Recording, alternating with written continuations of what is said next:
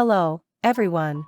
Today, I will show you Task 1 of Project 5, Temporary Power Safety Technology for Construction Sites. This lesson requires you to master the following points. 1. Power system, power grid, step-down substation, and transformer.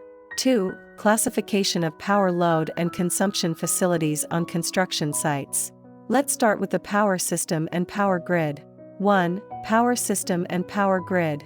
The electricity generated in a power plant must be stepped up to a high voltage, such as 110 kV, 220 kV, etc., through a transformer.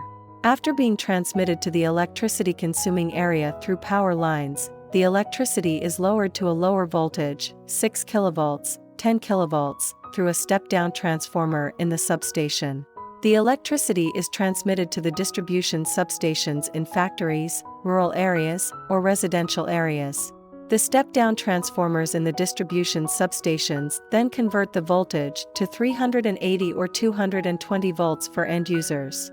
Step-up substations, transmission lines, and step-down substations are referred to as the power grid, the grid for short.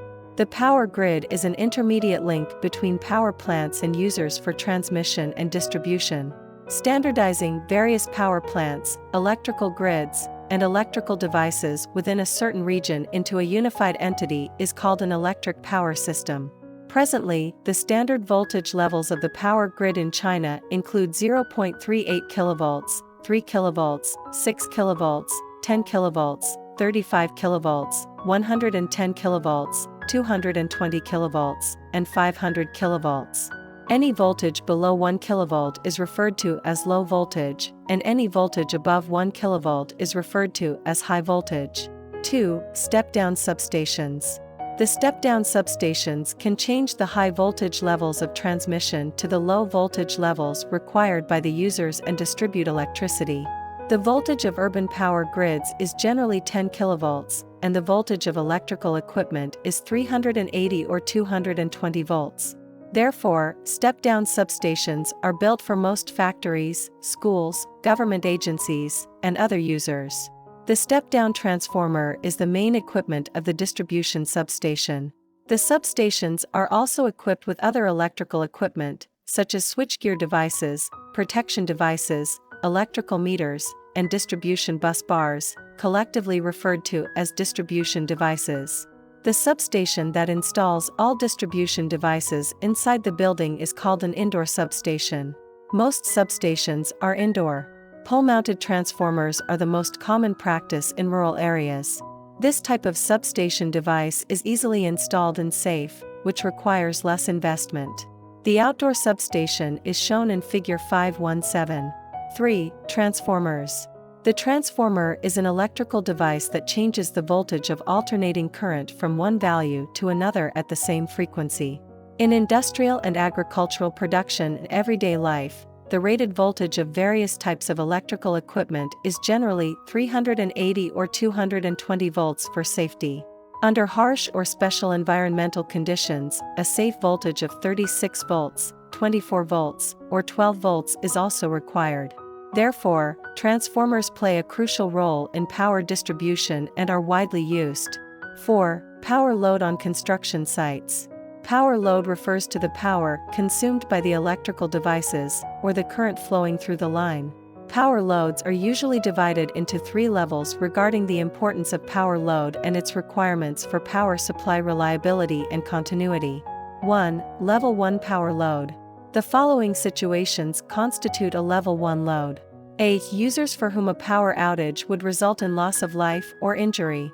B. Users for whom an interruption in power supply would lead to significant political or economic losses, such as major equipment damage, substantial product wastage, disruption of key industrial production requiring an extended period for recovery, etc.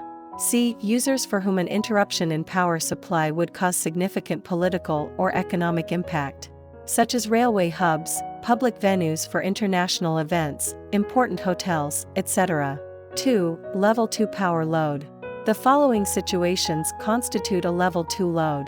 A. Users for whom a power interruption would result in significant political or economic losses. such as major equipment damage, extensive product wastage, substantial reduction in production for key industries, etc. B. Users for whom a power interruption would cause adverse effects, such as large theaters, major shopping malls, etc. 3. Level 3 power load. Any users not falling under Level 1 or Level 2 load categories are considered Level 3 load. This lesson is over. Let's organize the knowledge points into a summary. The points include the following. 1. Definition of power grid. Step-up substations, transmission lines, and step-down substations are referred to as the power grid.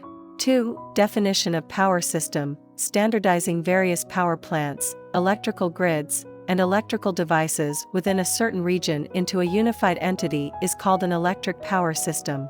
3. Step-down substation. The step-down substations are capable of changing the high voltage levels of transmission to the low voltage levels required by the users and distributing electricity.